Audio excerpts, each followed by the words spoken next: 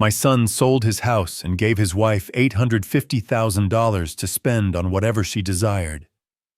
Then they arrived to live in my house as if it were completely natural.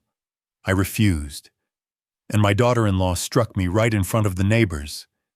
That very day, I contacted my lawyer. When they got the court summons, my daughter-in-law grew frantic because she understood that justice was heading their way. Before we go on, please subscribe to the channel and write in the comments what time it is where you are right now. The phone rang just as I raised the fork to my lips. Meatloaf and mashed potatoes. Elizabeth's recipe, though mine never quite matched hers. I placed the fork down and reached for the old landline.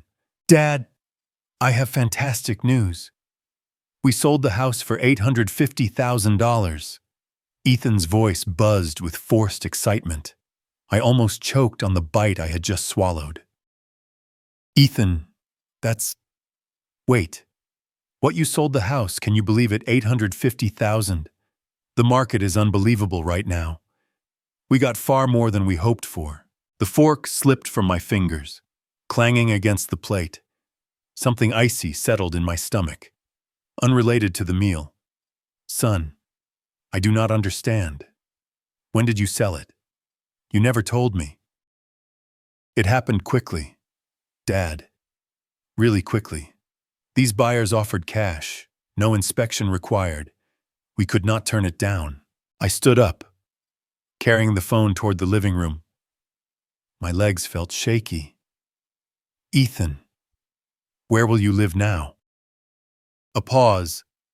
In the background, I heard traffic sounds, perhaps a car door closing. We will figure it out. Dad, do not worry about us. The key thing is, we made this amazing profit.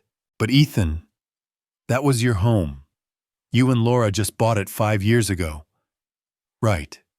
And now we have made a fortune. Laura is so thrilled. She is already discussing all the things we can finally buy. The iciness in my stomach rose higher. I sank into my armchair, the one facing Elizabeth's photograph on the mantel. Things, what sort of things? Oh, you know. Laura has her eye on some designer furniture. Maybe that Mercedes she has been wanting. And there is this incredible spa vacation package she discovered. Ethan, my voice emerged sharper than I meant.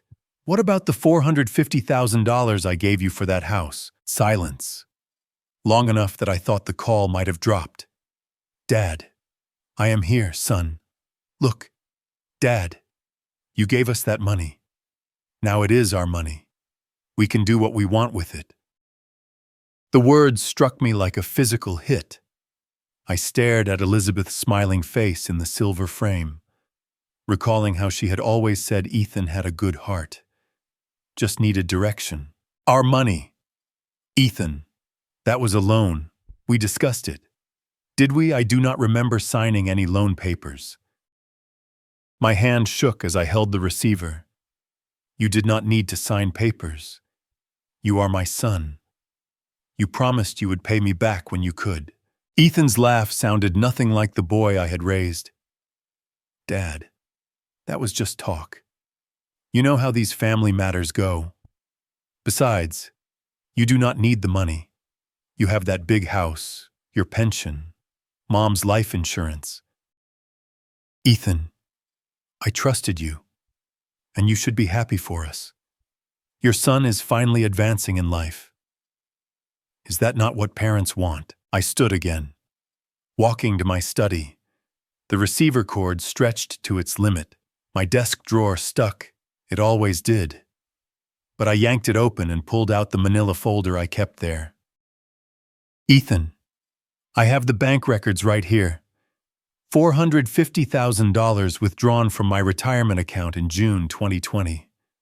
You said it was for your dream house that you would pay me back. Dad, let it go. We are family.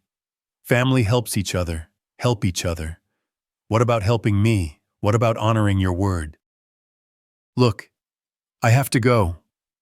Laura is waiting in the car, and we have things to do. Thanks for being understanding about this.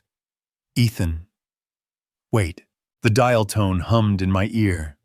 I stood there holding the dead phone, staring at the bank documents scattered across my desk. 5 years ago, those same papers had represented hope, love, trust. Now they felt like evidence of the greatest mistake I had ever made. I set the receiver back in its cradle and picked up the loan documentation. My signature looked so confident, so trusting. Ethan's handwriting was there, too. Not on any official papers, but on the thank you card he had given me afterward. Dad, you are the best. We will definitely pay you back. Love, Ethan and Laura. The words blurred as I held the card under my desk lamp. Outside, the October wind rattled the windows of my empty house. The thank you card trembled in my hands. Ethan's handwriting had not changed much since childhood. Still that same hurried scrawl I had seen on homework assignments and birthday cards. But now those loops and slashes felt like lies written in ink. I set the card down and opened the bank statement from June 2020. There it was. Withdrawal of $450,000 from my retirement savings. The largest single transaction I had ever made. And I had done it without hesitation. The memory hit me with startling clarity. That Sunday afternoon in late spring, windows open, birds singing in the backyard. Ethan and Laura sitting at my kitchen table, her hand resting on his arm as he explained their situation. Dad, we found our dream house, but we are $450,000 short for the down payment. I had been making coffee, the same Maxwell house I still drank every morning. The smell of it filled the kitchen as I listened to my son's hopeful voice. The sellers want to close quickly, Laura had added, her smile bright and grateful. We have never asked you for anything like this, but we did not know where else to turn. I remembered setting down the coffee pot, looking at their young faces full of dreams and possibility. Ethan had seemed nervous, fidgeting with his wedding ring. Laura kept smoothing her hair the way she did when she was trying to make a good impression. Of course. Son, I will help. This is for your family. The relief on Ethan's face had been immediate and genuine. Or so I had thought. He stood up and hugged me, something he rarely did anymore. Dad, you are the best. We will definitely pay you back. I know this is a lot of money. Do not rush. Ethan, the important thing is that you are happy. You and Laura deserve a beautiful home. Even Laura had tears in her eyes that day, thanking me over and over. She had called me the most generous father-in-law in the world. I poured myself a scotch, something I rarely did on weeknights. The amber liquid burned, but it felt appropriate somehow. Everything burned now. That afternoon in 2020, I had felt like the luckiest man alive. My son needed help, and I could provide it. Elizabeth would have been proud. I had thought she had always believed in taking care of family first. But that Ethan, grateful, respectful, making promises, where had he gone? When did he become this stranger who laughed at my trust and called my generosity foolish? I walked to the window, looking out at the darkened street. The miller's porch light was on, and I could see Robert Thompson checking his mailbox, even though it was past 9. Normal people living normal lives, probably never imagining their own children could betray them so completely. The bank documents felt heavier when I picked them up again. Not just paper anymore, but evidence of my own foolishness. I had signed my name so confidently, believing in promises that meant nothing. Back at my desk, I spread out the papers chronologically. The withdrawal slip from June 15th, 2020. The thank you card dated June 20th. The photos Ethan had texted me of their new house in July. All evidence of a time when I believed my son was a man of his word. Elizabeth's photograph watched me from across the room. I had caught her expression in that picture during our last Christmas together. Patient, knowing, slightly amused by something I had said. What would she think of this situation? What would she tell me to do? I knew the answer. Elizabeth never let anyone walk on her, not even family, especially not family. The scotch was nearly gone when I finally closed the folder and secured it back in the desk drawer. The documents would still be there tomorrow. Still proof of Ethan's promises and my misplaced trust. But tonight, for the first time since that phone call, I felt something besides shock and hurt. Something harder, colder. Something that felt almost like Elizabeth's strength flowing through me. I turned off the desk lamp and headed upstairs, the old wooden steps creaking under my feet. Tomorrow would bring whatever it brought. But tonight, I needed sleep. Real sleep. Not the restless tossing I had been doing since Elizabeth passed. The house settled around me as I climbed toward the bedroom. Every familiar sound, a reminder that this was my home, my sanctuary, my castle. And nobody, not even my own son, was going to take that away from me. The pounding on my front door shattered the morning quiet like gunfire. I jolted awake, squinting at the bedside clock. 7:15 a.m. The knocking came again, aggressive and demanding. I stumbled to the window, pulling back the curtain. A moving truck sat in my driveway. Ethan's car was parked behind it, trunk open, suitcases visible. The knocking resumed, more violent this time. I threw on my robe and slippers, hurrying downstairs. Through the frosted glass of my front door, I could see two figures, one tall, one shorter. My hands shook as I turned the deadbolt. Ethan stood on my porch, grinning like this was Christmas morning. Behind him, Laura held a designer suitcase, her makeup perfect despite the early hour. "Hi, Dad. We are here." I blinked at them, still processing. What does this mean? Ethan. Well, since we sold the house, we need somewhere to stay. He gestured toward the moving truck like it explained everything. "We will stay with you temporarily, just until we find something suitable." The cold October air bit through my thin robe. "No, absolutely not.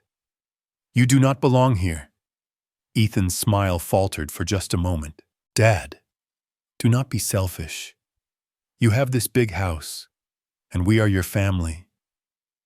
He moved forward like he intended to walk right past me, but I stepped into the doorway, gripping the frame.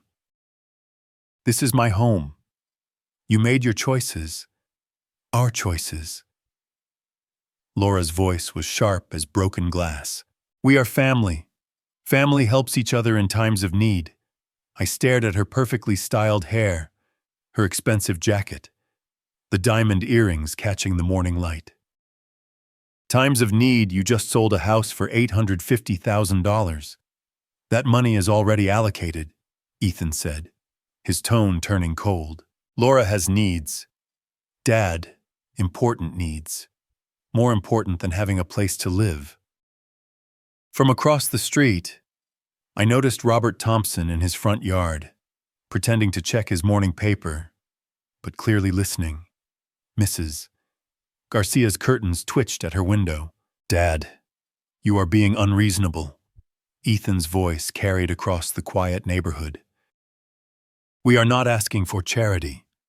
We are asking for temporary family support after you stole $450,000 from me." "We did not steal anything." Laura stepped forward, her face flushing red. "You gave us that money freely.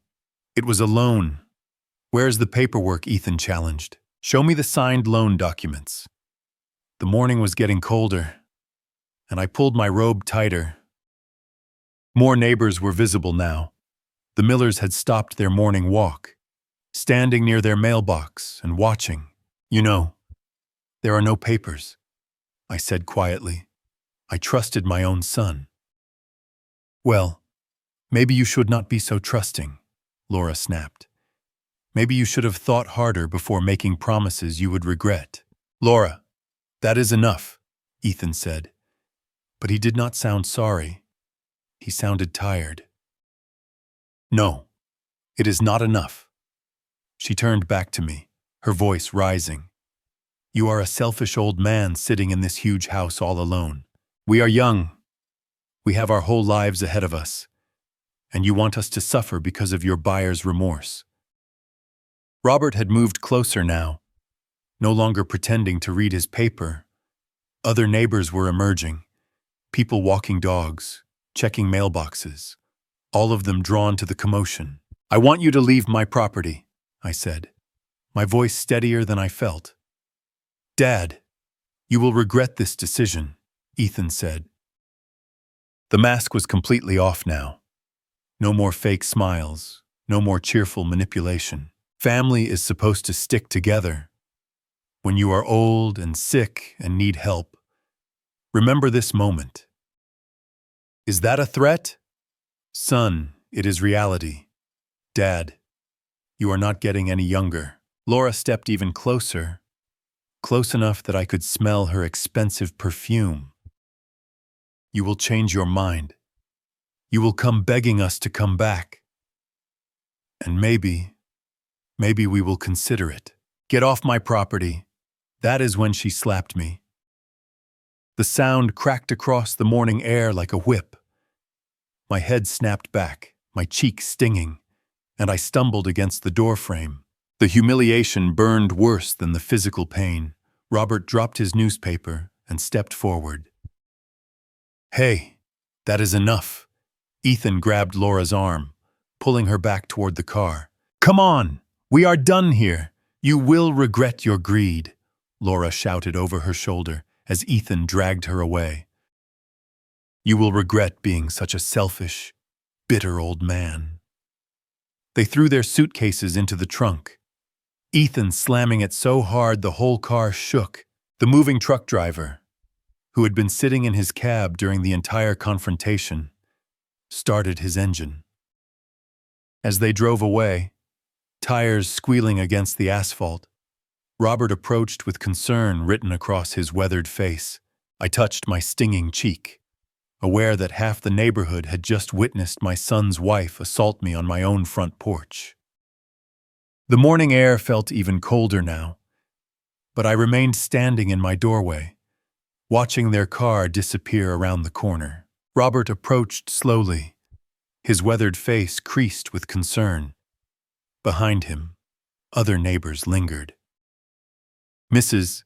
Garcia had stepped onto her porch, and the Millers stood frozen near their mailbox. "Heath, friend, you did the right thing," Robert said, his voice steady but kind.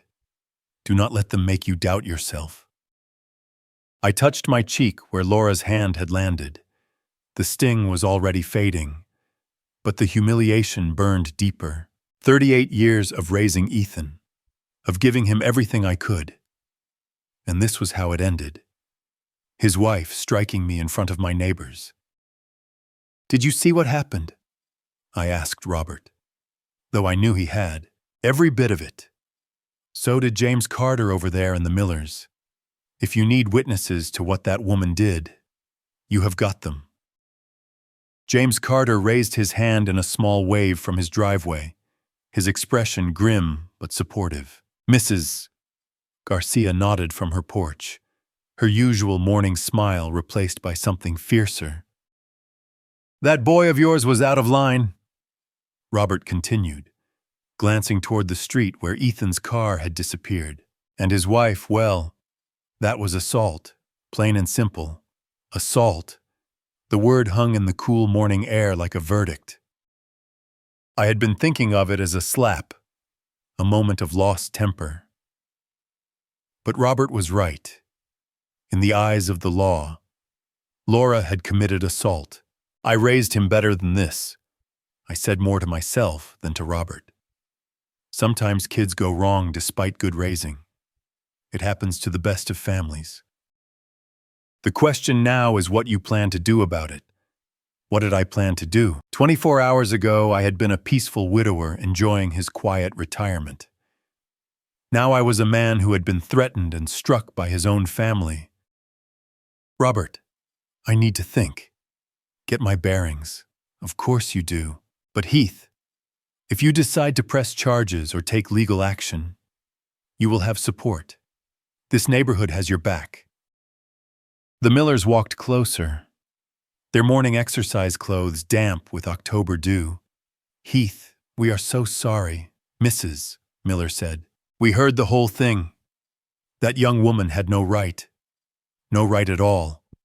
Her husband agreed. You were defending your own home. I looked at my house, the house Elizabeth and I had bought 42 years ago, where we had raised Ethan, where we had planned to grow old together, where I had planned to live out my remaining years in peace. I should go inside, I said finally. Robert nodded but did not move away immediately. Heath, I am right across the street if you need anything, and I mean anything. Coffee, conversation, or help dealing with whatever comes next. The other neighbors murmured similar offers before beginning to disperse. James Carter lingered, walking over to where Robert and I stood. Heath, I have seen family fights before, but nothing like that. Your son's wife crossed a line that should not be crossed. Thank you, James. Robert is right about the witnesses. What happened here this morning? It was not just a family dispute. That woman attacked you on your own property. After they had all gone, I stood alone in my front yard, touching my face again. The physical pain was minimal, but something else had changed. The man who had answered Ethan's phone call Friday night was gone, replaced by someone harder, more determined. I walked back to my front door, pausing to look at the tire marks Ethan's car had left on my driveway, evidence of their hasty retreat, their guilty knowledge of what they had done. Inside, the house felt different, not violated, but somehow more fortress-like. My sanctuary had been threatened, but it had held, and I was still here, still standing, still the owner of this place they tried to claim. The red mark on my cheek would fade, but the clarity it had brought me would not. The bathroom mirror showed me a stranger.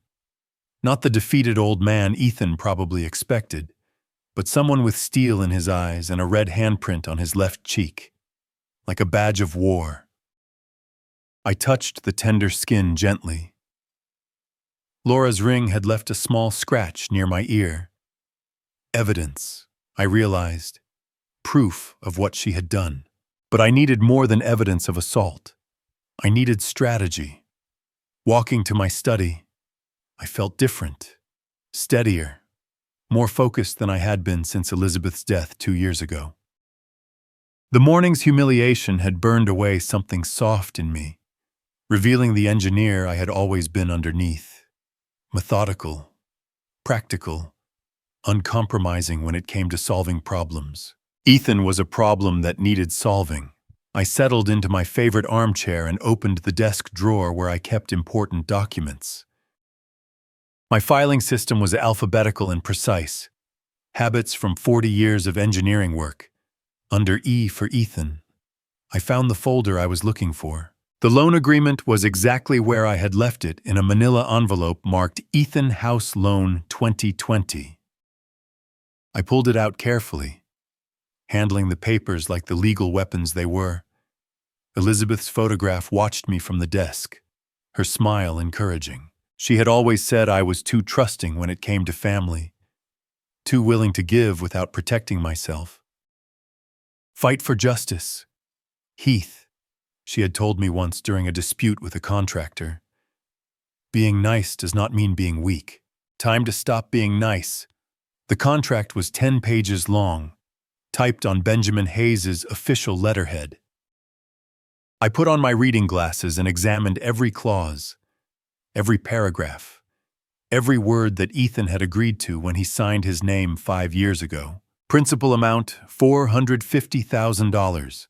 Term 6 years with payments beginning January 2021. Default clause. If payments were missed for more than 90 days, the entire balance became immediately due. Ethan had not made a single payment. Not $1 in nearly 5 years. According to the contract, he owed me $450,000 plus accumulated interest at 6% annually. I reached for my calculator, the same one I had used for engineering calculations for decades. Principal $450,000 interest for 5 years. $135,000 total amount due $585,000. My hands were steady as I wrote the figures on a legal pad. Ethan thought he was clever, claiming the money was a gift, but contracts do not lie, and signatures do not disappear because someone finds them inconvenient. I leaned back in my chair, holding the document up to the morning light streaming through my study window. Ethan's signature was clear, witnessed by Benjamin and notarized by Benjamin's secretary, legal, binding, and enforceable. For the first time since Friday night's phone call, I smiled. The boy who had thrown tantrums when he did not get his way, who had learned to manipulate rather than earn, who had brought that woman to strike me in my own yard. That boy had made one crucial mistake. He had underestimated his father. I organized the papers carefully, making copies with my home scanner. Another habit from my engineering days. Always have backups. Always document everything. Always be prepared. The original documents went back into their folder, which went back into the drawer, which I locked with the small key I kept on my keyring. The copies went into a second folder marked Legal Action Ethan. Outside, I could hear normal Saturday morning sounds. Lawnmowers, children playing, dogs barking, life continuing as if nothing had changed. But something fundamental had shifted in my world, and I was finally ready to acknowledge it. Ethan was not my little boy anymore. He was a man who had stolen from his father and allowed his wife to assault me. He was someone who needed to learn that actions have consequences. I looked at Elizabeth's photograph again, imagining her approval of my methodical approach. She had married an engineer. After all, she knew I was capable of more than just kindness. The phone sat on my desk, Benjamin Hayes's number programmed into memory, but not yet. First, I needed to plan exactly what I wanted from this confrontation. Revenge was a dish best served cold, Elizabeth used to say, though she was usually talking about dinner leftovers. The contract felt solid in my hands, a bridge between Ethan's promises and his accountability, between his assumptions and reality. I settled deeper into my chair and began to read the document again, this time looking for every advantage, every legal tool at my disposal. The morning was young, and I had work to do. Ethan's signature stared up at me from the bottom of page 10, hasty but legible. The same handwriting I had seen on birthday cards and school reports for 38 years. But something about it triggered a specific memory, sharp and clear as yesterday, summer 2020, Benjamin's office, downtown Seattle. The leather chairs still holding the afternoon heat. Legal diplomas arranged precisely on mahogany-paneled walls. Ethan had been fidgeting with his wedding ring while I explained why we needed documentation. "Dad, why do not you trust me?" he had asked, his voice carrying that edge of hurt he had perfected as a teenager. "This is not about trust," I had replied, watching Benjamin organize the contract pages on his conference table. "This is about responsibility. About doing things properly." The memory felt as real as the morning light streaming through my study window. Benjamin had been wearing his navy suit that day, the one he saved for important client meetings. He had arranged coffee for all three of us, though Ethan barely touched his Mr. Vanderbilt, Benjamin had said, addressing Ethan with professional courtesy. This contract protects both you and your father. It establishes clear terms for repayment and prevents any future misunderstandings. Ethan had shifted in his chair, looking everywhere except at the documents. Dad, we are family. Why do we need lawyers and contracts for family? Because family does not mean foolish. I had answered. Your mother always said, the clearest agreements make the best relationships. That had been the moment. Ethan's expression changing from hurt to something harder, more calculating. Even then, 5 years ago, I had seen a glimpse of the man who would eventually laugh at my trust and allow his wife to strike me. Fine, Dad, he had said finally, reaching for Benjamin's expensive pen. If it makes you feel better. But it had not made him feel better. I could see that now, remembering how his hand had hesitated before each signature, how he had asked twice about the default clauses, how his voice had tightened when Benjamin explained that the full amount would become due immediately if he missed payments. Mr. Vanderbilt, Benjamin had said to Ethan, do you understand that this creates a legal obligation? This is not a gift that can be forgotten or ignored. I understand, Ethan had replied, though his tone suggested he understood nothing except that he needed to sign to get the money. The irony was perfect. Ethan's reluctance to sign had been my first warning that he was not taking the agreement seriously. But his signature, reluctant or not, made the contract legally binding. I closed my eyes, remembering the rest of that afternoon. After the signing, we had walked to the parking garage together. Ethan had been quiet, processing what had just happened. Dad, you know I am good for this money, right? Of course, son. That is why I am giving it to you. The contract makes it feel businesslike. Sometimes business and family have to overlap. That does not mean I love you less. He had hugged me then quickly and awkwardly before getting into his car. Thanks, Dad, for everything. Those had been the last grateful words I had heard from my son. Now sitting in my study 5 years later, with his signature under my reading glasses, I understood what Benjamin had been protecting me from. Not Ethan's inability to repay the loan. His unwillingness to acknowledge it existed. The contract was Benjamin's gift to me, though I had not fully appreciated it at the time. Every clause, every term, every legal protection had been crafted by a man who understood both law and human nature. I reached for my phone, scrolling through the contacts until I found Benjamin's number. Saturday morning. He would probably be having breakfast with his wife, reading the newspaper, enjoying his weekend peace. But this could not wait until Monday. The phone rang twice before his familiar voice answered. Heath. Everything all right, Benjamin? I need to see you today if possible. It is about Ethan and that loan contract you prepared. A pause, then a change in his tone from personal friend to professional attorney. What has happened? They sold their house for $850,000. Ethan called to tell me the money was ours now and that he never intended to repay the loan. Yesterday morning, he and his wife came here demanding to move in.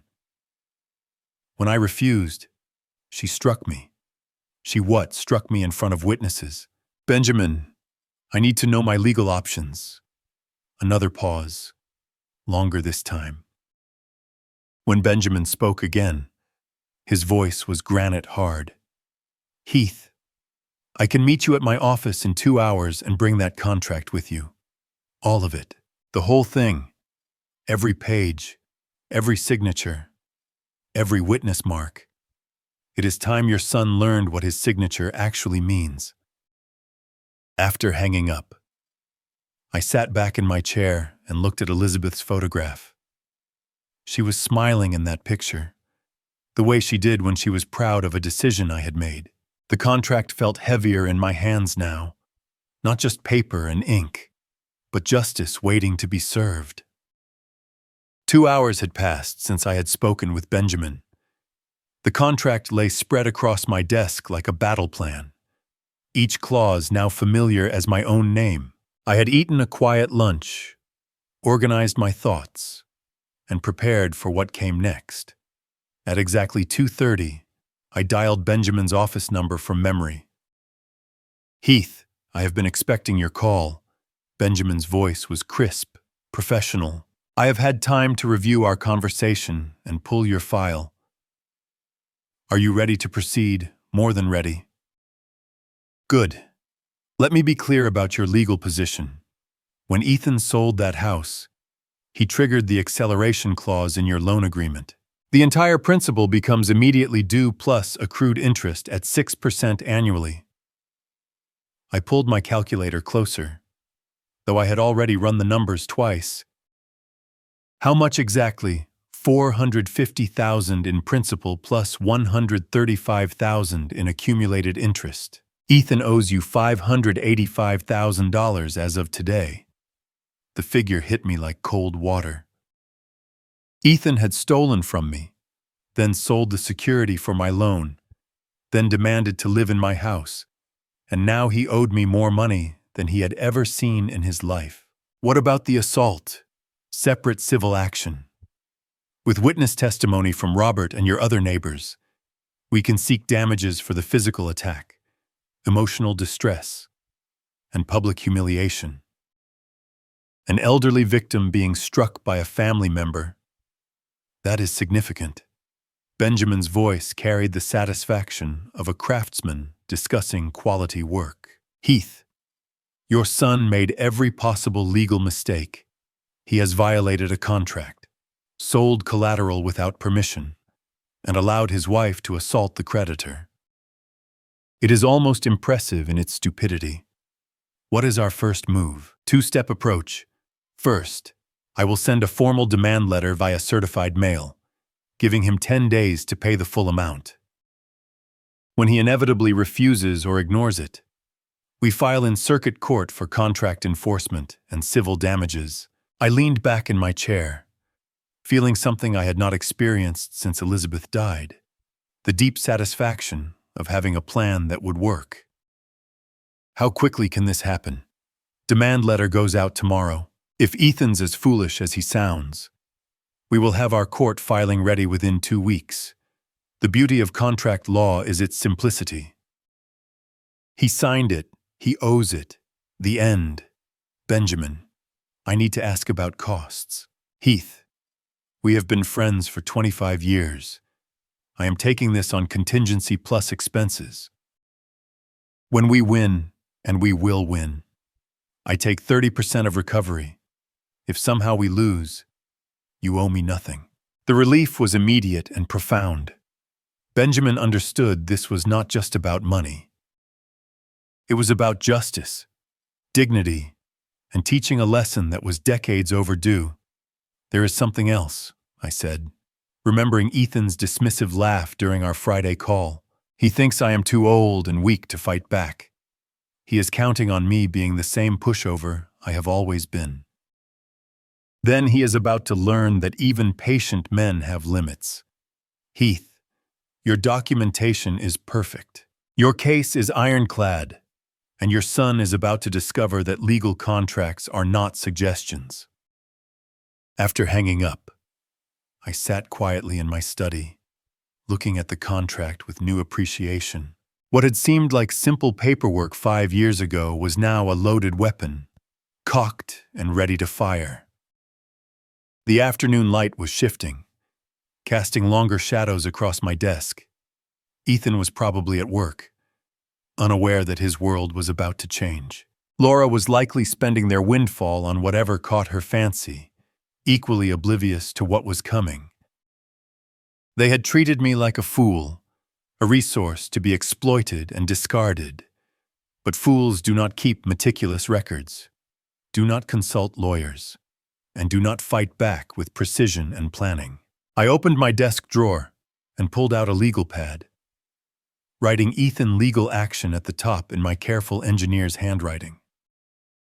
Below it, I listed Benjamin's timeline: demand letter, Tuesday, court filing in 2 weeks, discovery process, trial preparation. For the first time since Friday night, I was looking forward to Monday morning. Monday evening arrived with autumn's early darkness.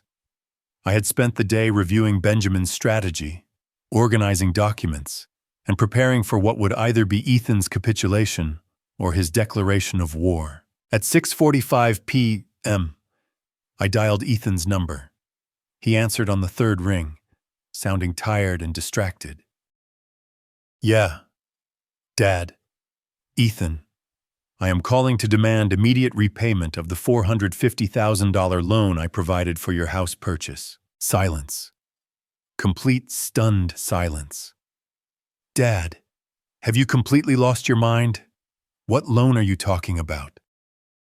His voice carried that familiar edge of condescension, the tone he had used since college whenever he thought I was being unreasonable. "The loan documented in our signed contract from June 2020. You violated the terms by selling the house without repayment. The acceleration clause makes the full amount immediately due." "What contract?"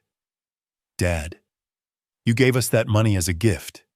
There is no contract." I looked down at the 10-page document spread before me, Ethan's signature clear on the final page. "Ethan, you signed a legal agreement. Benjamin Hayes prepared it. His secretary witnessed it. And it was notarized. The contract exists and it is enforceable. That worthless piece of paper does not mean anything. You cannot seriously think. I think you owe me $585,000 principal plus interest as specified in the agreement you signed." Ethan's laugh was harsh, brittle. "450 what, Dad? You have really gone off the deep end. Just try to collect. Go ahead and try." "Very well, Ethan.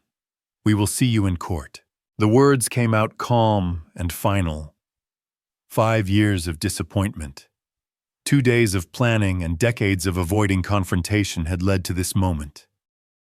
"Court, you are threatening to sue your own son over money you gave as a gift. What kind of father does that? The kind who keeps his word and expects others to keep theirs. The kind who does not tolerate being struck by his daughter-in-law in his own front yard." That was barely a slap. You are making it sound like assault, because that is exactly what it was. Battery committed in front of witnesses. Ethan Robert Thompson saw everything. So did the Millers and Mrs. Garcia. Ethan's breathing was audible through the phone, quick and shallow. The cocky dismissal was cracking, replaced by something sharper, more desperate.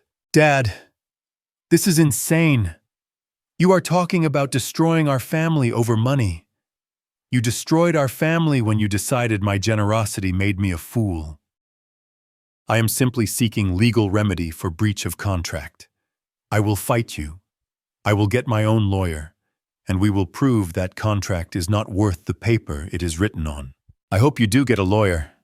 Ethan, any competent attorney will explain that signed contracts are legally binding regardless of family relationships." The line went quiet, except for Ethan's labored breathing and what sounded like Laura's voice in the background, sharp and angry, though I could not make out the words. "This is not over. Dad, you will regret this decision. We will find ways to fight back that you will not see coming. Ethan, I am documenting every threat you make. My attorney is very interested in your responses to legal demands." The line went dead. I set the phone down gently and immediately picked it up again, dialing Benjamin's home number. "Heath, how did it go exactly as you predicted?" Complete denial, followed by threats when he realized I was serious. "He claims the contract is worthless paper and says he will fight us in court. Perfect. Denial of a valid contract in the face of clear evidence. That is going to cost him additional attorney fees when we win. Did you document the conversation every word, including his admission that Laura's assault was barely a slap, and his threats about finding ways to fight back? Benjamin's chuckle was warm and professional. Heath, your son just handed us additional evidence for our case. The demand letter goes out first thing tomorrow morning. After hanging up, I reviewed my notes from the call, writing down Ethan's exact words while they were fresh in memory. His panic had been obvious beneath the bluster, and his threats only strengthened our legal position. The contract lay before me, no longer just paper and ink, but a sword of justice, sharp and ready for battle. Ethan had called my bluff, and now he was about to learn it was not a bluff at all. Thursday evening's quiet was shattered by my phone's aggressive ringing. I glanced at the caller ID, Ethan, and checked my watch. 8:30 p.m. Right on schedule. Benjamin's certified demand letter had been delivered that morning. Dad, what is this legal summon? Did you actually sue your own son? Ethan's voice cracked with panic, the cocky dismissal from Monday completely gone. In the background, I could hear Laura's voice, shrill and hostile. Ethan, you received Benjamin's demand letter. You have 10 days to respond with full payment. Full payment, Dad. Where am I supposed to get $450,000? The question hung in the air, heavy with implications. Ethan had blown through $850,000 in house sale proceeds and could not scrape together half that amount. His financial desperation was now crystal clear. That is not my concern. You signed a contract. Ethan, honor your obligations. Family should stick together. How can you do this to your own blood? I had been expecting this. The emotional manipulation, the guilt about family loyalty. But something had changed in me since Saturday morning's assault. The man who would have wavered at those words was gone. You chose this path when you decided to steal from me and let your wife strike me. Actions have consequences. Mom would never approve of this. She would want the family to stay together.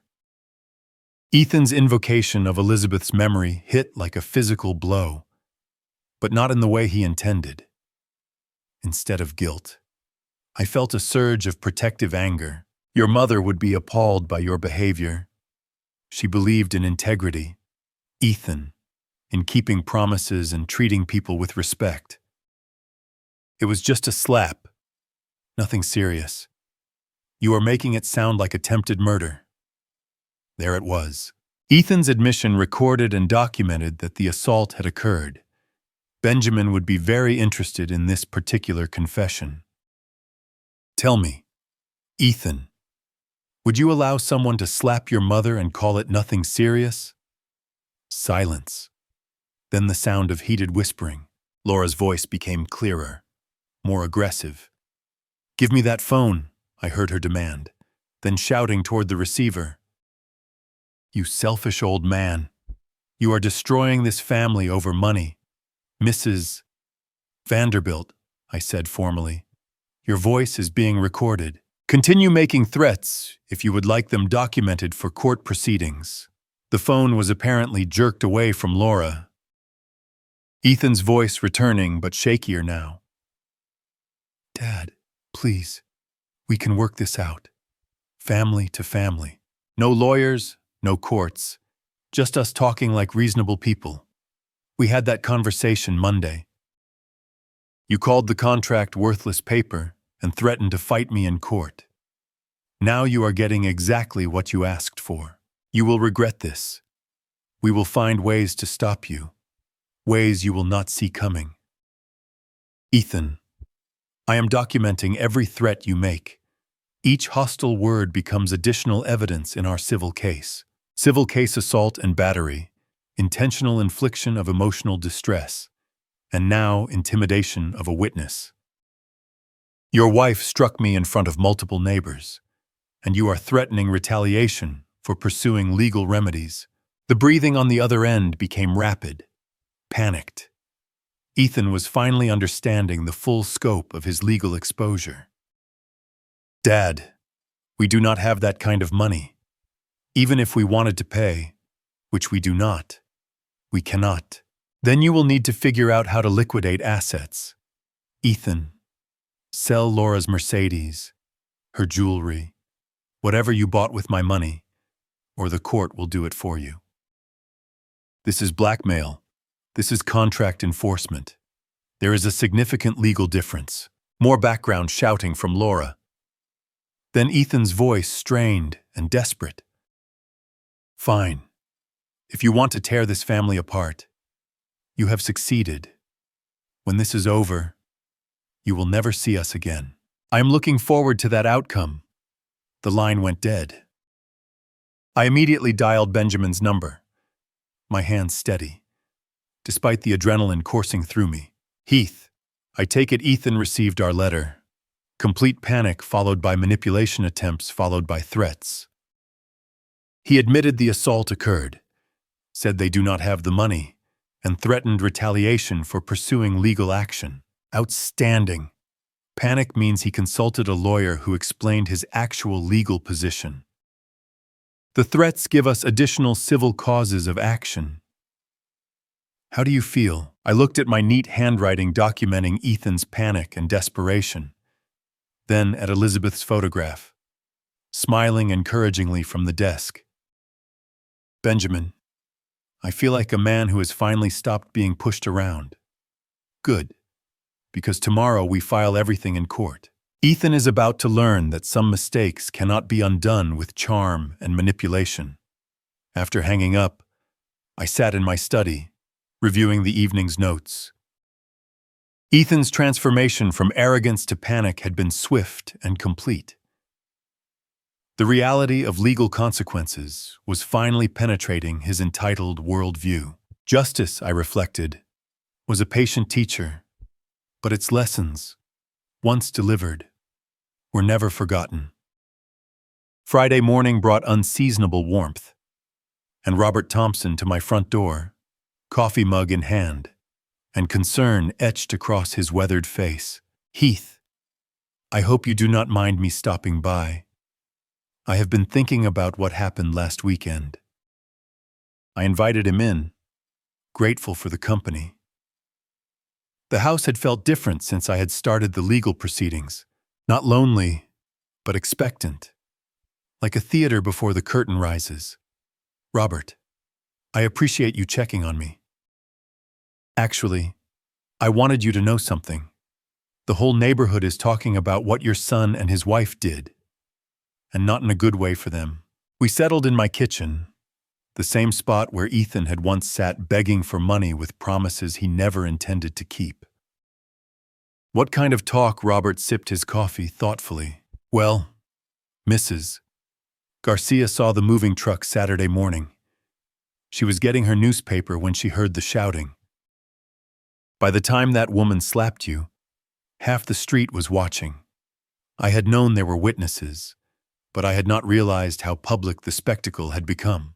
James Carter has been telling everyone about it, says he has never seen anything like it. A grown woman striking an elderly man in his own front yard. People are upset. Heath, really upset. The validation was unexpected and deeply satisfying. I had spent decades being the quiet neighbor, the man who kept to himself and caused no trouble. Now, when I needed community support, it was there.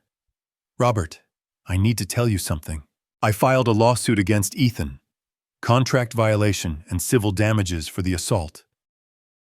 Robert's eyebrows rose, but his expression remained supportive. Good for you.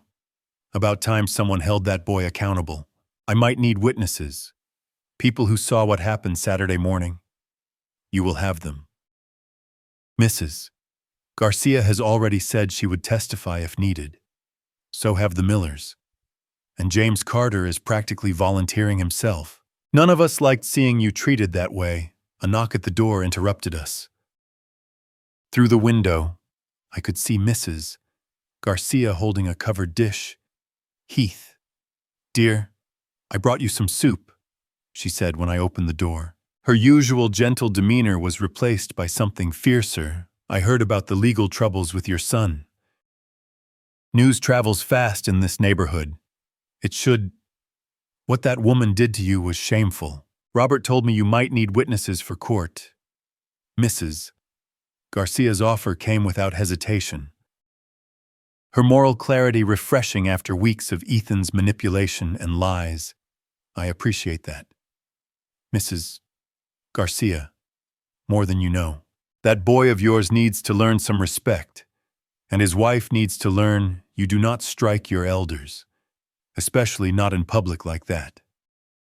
After she left, Robert and I sat in comfortable silence, processing the unexpected community solidarity. "Heath, can I ask you something personal, of course? How do you feel about all this suing your own son? I mean, that cannot be easy." I considered the question carefully. A week ago, it would have torn me apart. Now, it felt like the most natural thing in the world. "Robert, I feel relieved. For the first time in years, I am not being taken advantage of. I am not being treated like a fool or a resource to be exploited. I am finally fighting back. Elizabeth would be proud." The simple statement hit me harder than any of Ethan's threats or manipulations. Elizabeth would be proud. She had always believed in standing up to bullies, in fighting for what was right, regardless of family relationships. She always said I was too trusting when it came to Ethan, that I made excuses for behavior I would not tolerate from anyone else. Well, you are not making excuses anymore. Robert was right. The man who had quietly absorbed Ethan's demands and manipulations was gone, replaced by someone who understood that love without boundaries was not love at all. It was enabling. That afternoon, I received a call from Benjamin. "Heath, Ethan's attorney contacted my office today. They want to negotiate already. Panic makes people move quickly. His lawyer understands the strength of our case. Signed contracts are hard to argue with, and the assault charge with multiple witnesses makes this a nightmare for them. What kind of negotiation payment plan? Probably, maybe partial settlement. The important thing is, they are acknowledging the debt exists. That is a major victory right there." After hanging up, I walked to my study window and looked out at the quiet street. Mrs. Garcia was watering her flowers. Robert was checking his mailbox, and life continued its normal rhythm. But something fundamental had changed. I was no longer the victim in this story. I was the one with the power. Benjamin's office felt different this time, not like a place I was seeking help, but like the headquarters of a successful campaign. The mahogany conference table held neat stacks of documents, and Ethan's attorney sat across from us, looking distinctly uncomfortable. "Mr. Vanderbilt," Ethan's lawyer began, "my client is prepared to offer a settlement that we believe is fair to all parties." David Morrison was younger than Benjamin, with the nervous energy of someone who had taken a bad case and was trying to minimize the damage. I had researched him after Benjamin mentioned his name. Recent law school graduate, mostly traffic violations in small claims court. "Let us hear it," Benjamin said, his tone professional but skeptical. "Mr. Ethan Vanderbilt is prepared to acknowledge the loan and agree to a payment plan, $80,000 immediately, then monthly payments of $4,000 until the debt is satisfied." I did quick mental math.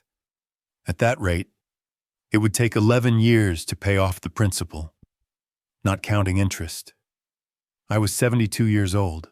"Absolutely not," I said before Benjamin could respond. Morrison shifted uncomfortably. "Mr. Vanderbilt, my client has limited resources. The house sale proceeds have been allocated to other expenses. Allocated to a Mercedes and designer furniture, Benjamin interjected. We have done our research, Mr. Morrison. Your client spent $450,000 in 6 weeks on luxury items while planning to move into my client's home without permission. Those purchases were made in good faith. Good faith. I leaned forward, feeling the controlled anger I had learned to harness over the past 2 weeks. Your client struck me in my own front yard. Where is the good faith in that? Morrison glanced at his notes nervously. My client is prepared to have Mrs. Vanderbilt issue a written apology for that incident. Benjamin's laugh was cold and professional. Your client committed assault and battery in front of multiple witnesses. A written apology does not address civil damages for intentional infliction of emotional distress. What are you looking for? Morrison asked, defeat creeping into his voice. Benjamin slid a document across the table. Full payment of principal and accrued interest. $585,000 within 90 days. If payment is not made, we will proceed with asset seizure and wage garnishment. That is impossible. They do not have that kind of money. Then they need to liquidate their luxury purchases, I said calmly.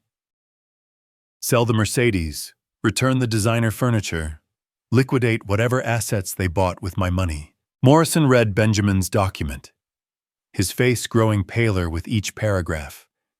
This also includes civil damages for the assault.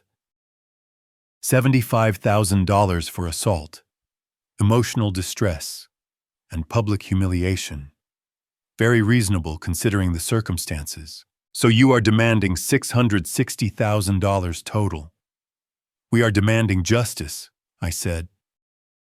Your client stole from me, attempted to move into my home without permission, and physically assaulted me when I refused. These are the consequences of their choices. Morrison excused himself to make a phone call, presumably to Ethan. Through the conference room's glass wall, I could see him pacing and gesturing frantically. How do you think Ethan's taking this? I asked Benjamin. About as well as you would expect. His cheap lawyer probably told him he could negotiate this down to a manageable payment plan. Now he is learning that stealing from your father has real consequences. Morrison returned, looking defeated. My client needs time to consider your terms. He has 48 hours, Benjamin said.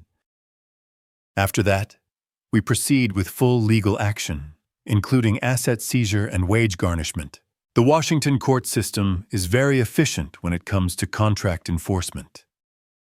After Morrison left, Benjamin and I remained in the conference room reviewing the case files. Heath, I think they will settle. Ethan is probably calling every bank in Seattle trying to get a loan, but his debt-to-income ratio makes him a terrible risk. His only option is liquidating those luxury purchases, and if he does not, then we take everything. House, car, furniture, wages. The beauty of contract law is its clarity. He owes the money. Period. The court will help us collect it. That evening, I sat in my study with a glass of Elizabeth's favorite wine, looking at the framed photograph of us at our last anniversary dinner. She was laughing at something I had said, her eyes bright with love and mischief. You would enjoy this, I told her picture. Our son finally learning that actions have consequences. The phone sat silent on my desk. 46 hours remaining for Ethan to decide between voluntary payment and legal asset seizure.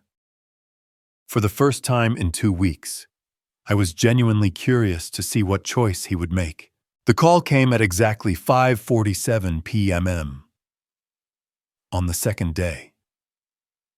I was reading in my study when the phone rang, Ethan's name appearing on the caller ID. Dad, we accept your terms. His voice was hollow, defeated, stripped of the arrogance that had characterized our previous conversations. No threats, no manipulation, no appeals to family loyalty. All of them. All of them. We will have the money within 30 days. I waited, letting the silence stretch between us. After 38 years of giving in to his demands, I had learned the power of letting Ethan fill the quiet spaces with his own discomfort. We had to sell everything: Dad, the Mercedes, all of Laura's furniture, her jewelry. We took out loans against my salary. We are basically starting over.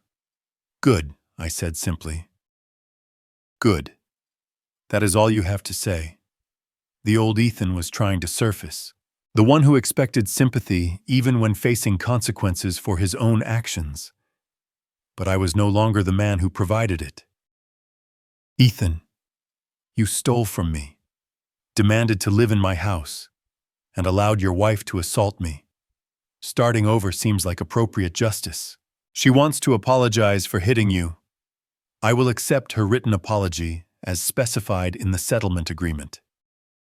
Dad, after this is over, after we pay you back, can we try to rebuild our relationship? The question caught me off guard. For a moment, I heard echoes of the little boy who used to help me fix things in the garage, who brought me drawings from school, who called me the best dad in the world. But that boy had grown into a man who viewed kindness as weakness and generosity as foolishness. Ethan, you can rebuild your relationship with me the same way you will rebuild your financial life. One trustworthy action at a time over many years with no guarantee of success. That is harsh. That is reality. Trust, once broken, is not easily repaired. After hanging up, I called Benjamin to report Ethan's acceptance of our terms. Congratulations. Heath, you have just taught a very expensive lesson about the importance of honoring contracts and treating people with respect. Benjamin, I cannot thank you enough for everything you have done. Thank me after the money is in your account. But yes, this has been one of the more satisfying cases of my career. It is not often I get to see justice served so clearly. 2 weeks later, the electronic transfer appeared in my bank account. $660,000 representing not just repayment with interest and damages, but validation that some fights are worth having. I printed the bank statement and filed it next to the original loan contract, creating a complete record of Ethan's expensive education in personal responsibility. That evening, Robert stopped by with a bottle of wine. I heard through the neighborhood grapevine that your son paid up. He did. Good for you, Heath. You showed real courage standing up to family like that. We sat on my front porch, watching the sunset paint the quiet street in golden light. The same street where Laura had struck me 3 weeks earlier, where neighbors had witnessed my humiliation and rallied to support me. Robert, can I ask you something? Of course. Do you think I was too hard on them? Robert considered this carefully, the way he had probably weighed difficult questions during his teaching career. Heath, kindness without boundaries is not kindness at all. It is enabling. Your son needed to learn that his actions have consequences. Better he learn it from you than from the world, which would have been much less forgiving. Later that night, I sat in my study with Elizabeth's photograph, feeling something I had not experienced since her death: complete peace. The house was quiet, but it was my quiet, my sanctuary, earned and defended, filled with the satisfaction of a man who had finally learned to fight for what mattered. Ethan would recover from this financial setback, probably become more responsible for it. Laura would learn that charm and manipulation have limits. And I had learned that even patient men can find their strength when pushed too far. The phone would ring again someday. Maybe Ethan would call to report progress in his life. Maybe to ask for advice instead of money. Maybe Robert would call with neighborhood news, or Benjamin with updates from other cases. But tonight, the silence was perfect. I had reclaimed my life, my dignity, and my peace. At 72 years old, I had finally learned that some battles are worth fighting, and that justice, though sometimes delayed, is always worth pursuing. The contract was paid, the lesson was learned, and I was free. If you enjoyed this heartfelt story of justice and family bonds, share your thoughts in the comments below. What would you do in Heath's situation? Did the ending surprise you or resonate with your own experiences? Drop your impressions and let's discuss. Feel free to ask questions about the characters, the plot twists, or even similar real-life tales. Your queries spark great conversations, and I'll reply to as many as I can. Engaging with you keeps this channel alive and inspiring. To hear the next captivating story, simply click the box on the left. Thank you for watching, and see you soon.